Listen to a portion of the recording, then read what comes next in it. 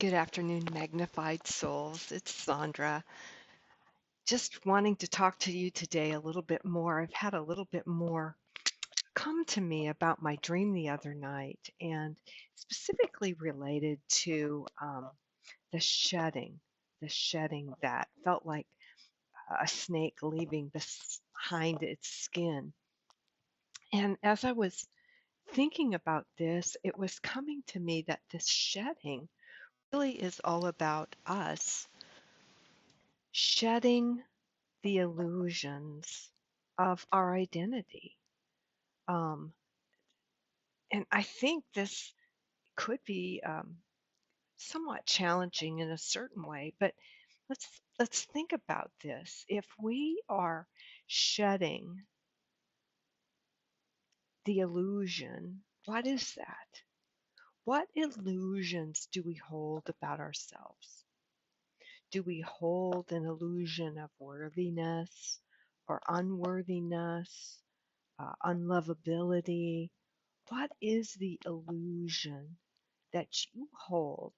Some things that you have been told about yourself that you feel are absolutely not true.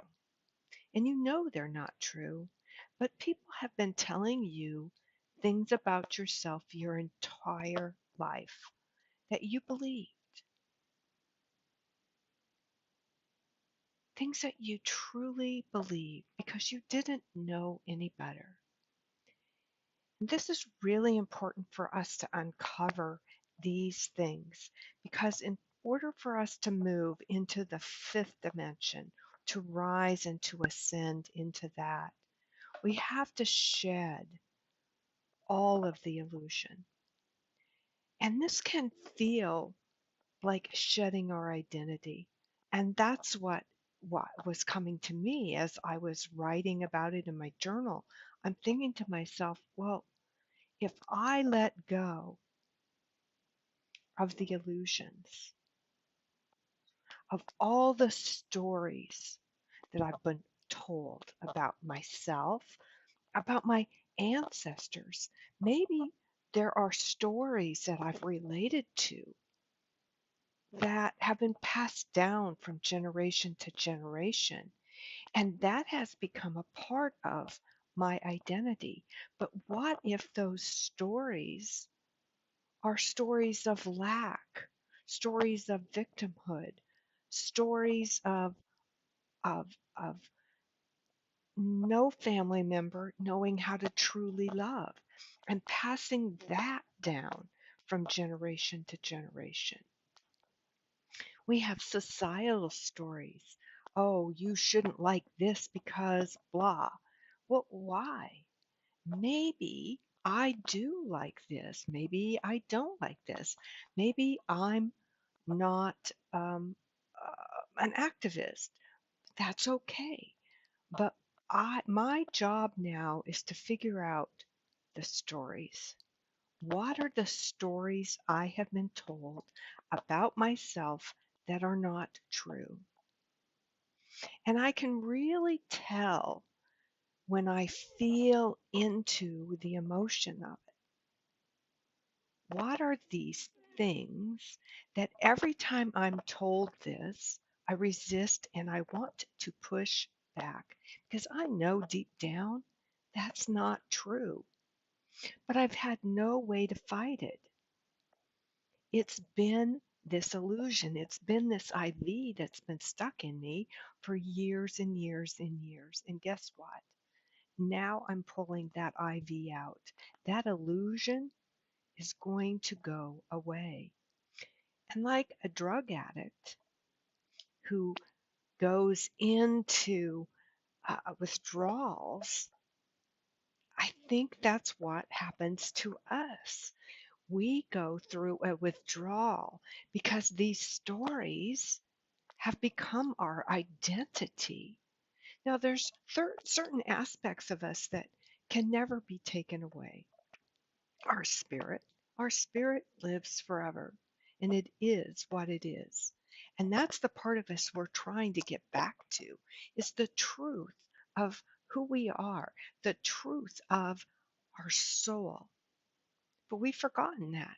So that's a truth that can never be taken away. There are truths that we have certain skill sets that can never be taken from us. We've worked on these skills. Maybe you're a musician or an artist, or maybe you're a data programmer or an organizer.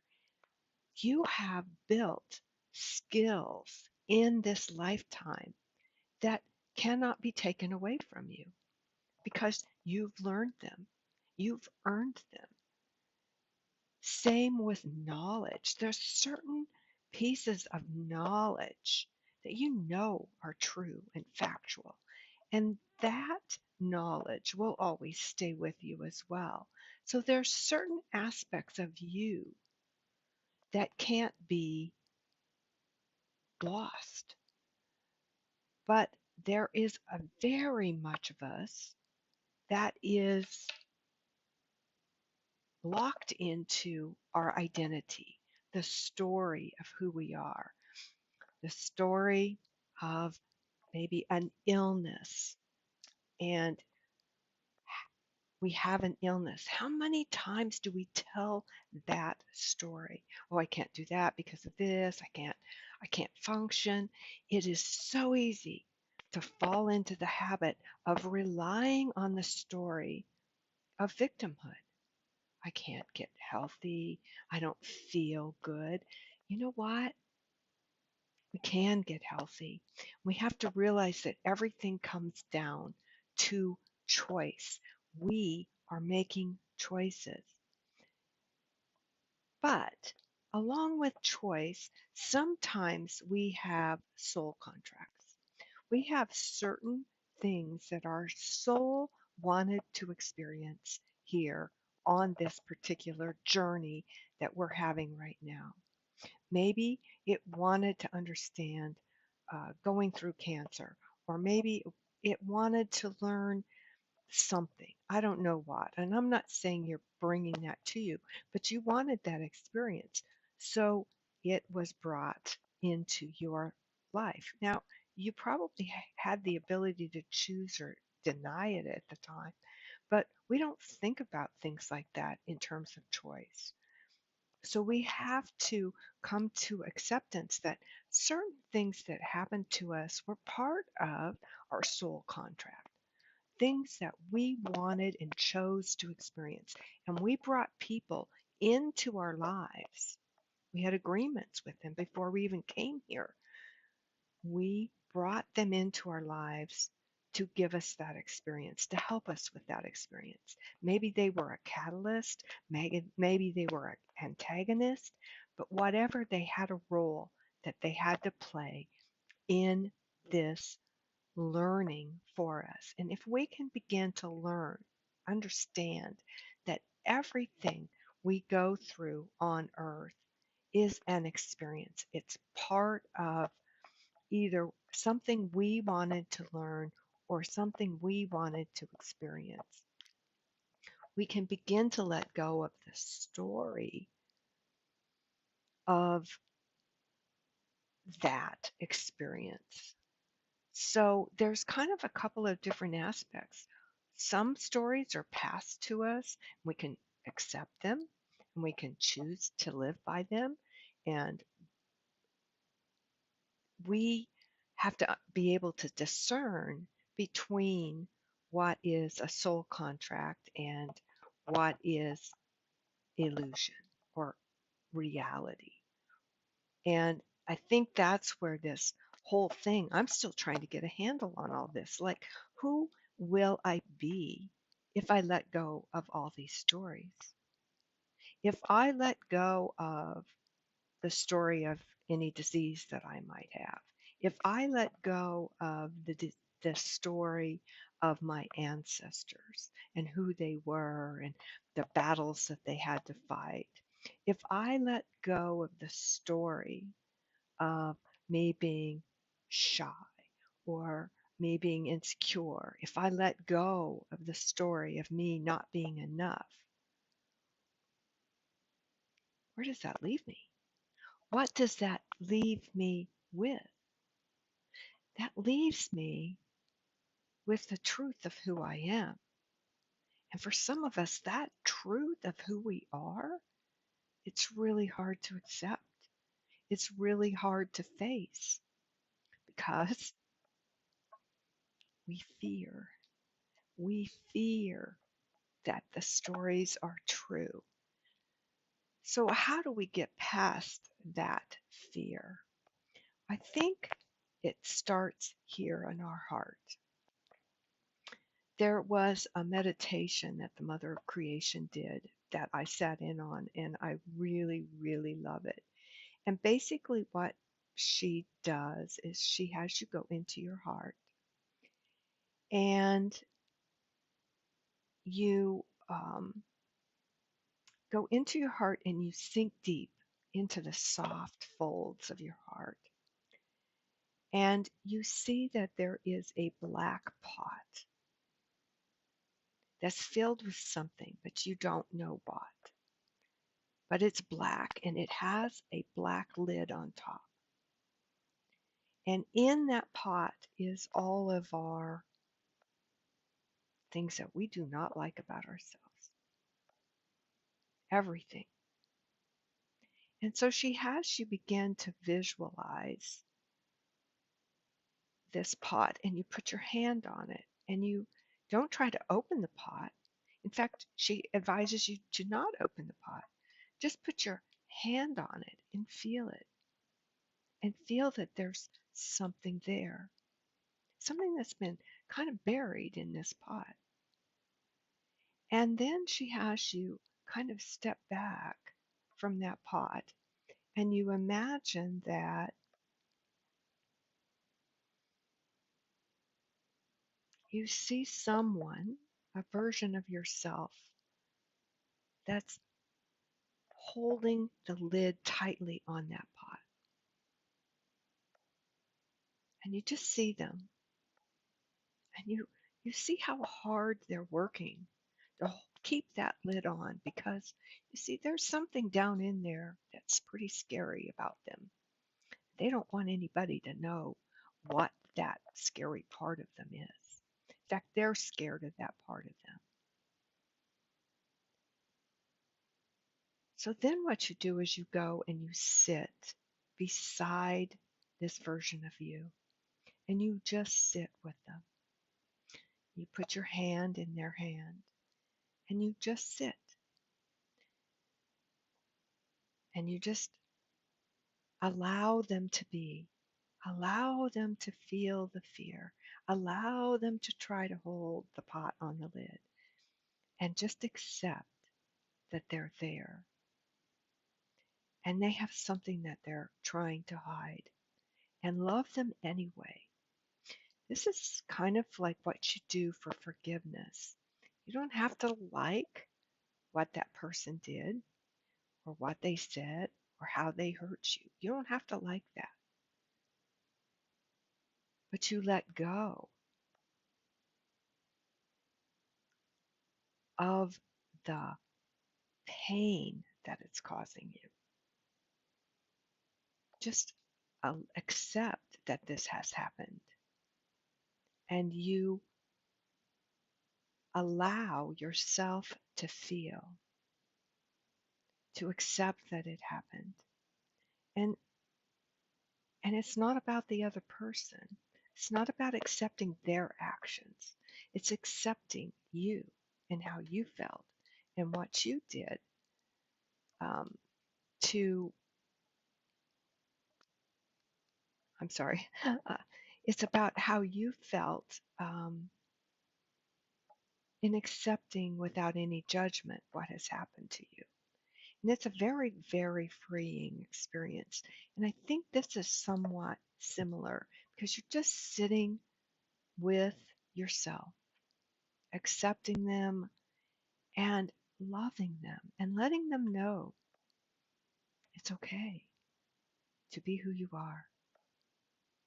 It's okay to try to keep the lid on the pot. It's okay. And what happened for me This was my inner child that was doing everything in her power to keep the lid on this pot. She was jumping on it. She was trying to stand on her head and hold it down. But when I sat with her and I held her hand, slowly but surely, she forgot about the lid. She forgot about the job that she was trying to do. And she turned toward me and toward the love and acceptance I was showing her. And it was if the pot just dissolved. She forgot it was there. She forgot she needed to hide an aspect of herself because she knew I loved her unconditionally. And I think that's how we get past these things that are in the black pot. A lot of times there are stories. They're parts of ourselves that we really don't like. We don't want anybody to know about us because we fear that we're not enough. We fear that we'll never be abundant. We fear that we'll never be enough, that we won't be loved. If we can just allow and accept that those parts of us exist without trying to change them in any way. I do this with my emotions a lot. I like to sit and I like to just hold them, let them talk, let them tell me what's going on. They just dissolve, they just disappear. And it's the most amazing thing. And that's exactly what was happening with this meditation. Um, And if you can find it, just Mother of Creation meditation on fear. I think you'd probably find it. I can't remember right at the moment who that did the channeling, but it was really powerful. And I would encourage, like for all of us, we all have things about us we don't like. We all have fear about truly being seen. If we can let the illusions go, if we can let the stories that we tell ourselves go, if we can allow the fear to dissolve and it slides away, then all of a sudden I believe that's all we need to do to shed the illusions that we've been fed our entire life. I think in some respects it's so simple. But it's hard. Why is it hard? Because it's scary to face all those dark parts of us. We don't even have to face them. That's the funny thing. We don't have to look at what's in the pot. We just need to sit with this part of us that's trying to protect the pot, that's keeping the lid on, and love that part of us that's working so hard to keep something hidden. Love all of you. That's the key. Love every piece of you, no matter what it is. When we can do that, that's when we will be birthed into the 5D. Will it be easy? I don't know. I'm working on it and I'm working through it right now. But I think from this experience that I just had with this meditation that it can be. And each time I have a fear, this is the process that I'm going to go through so that I can allow the energy that's been held tightly, packed in this lid, to just evaporate. And I don't have to even know what's under that lid.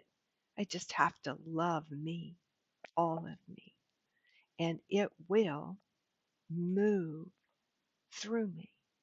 And it will move through you too. if you allow it and if you take the time to look within, because everything we need to know about ourselves is inside us. And that is how we will move into the 5D, understanding what's in here, not what's out there, but what's in here. Thank you for listening today.